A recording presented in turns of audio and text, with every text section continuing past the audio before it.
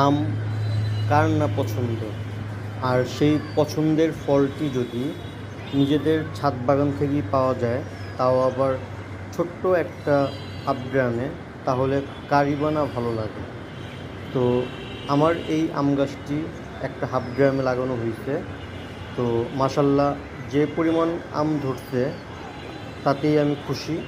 আর এইরকম আম সবার ছাদ বাগানেই ফলবে, শুধু কিছু যত্নের কারণে। আর সেই যত্নটা অবশ্যই আম হারভেস্ট করার পরপরই করতে হয়, এবং নিয়মিত ডাল কাটিং করে রাখতে হয়, গাছ প্রুনিং করতে হয়। তাহলেই এই সামান্য কিছু যত্নর ফলেই কিন্তু এরকম প্রতিটা ছাদ বাগানই কম হোক বেশি হোক এরকম গাছে গাছে আম পাবে। তো নিয়মিত আপডেট পেতে এবং ইনফরমেটিভ সব ভিডিও জানার জন্য অবশ্যই এই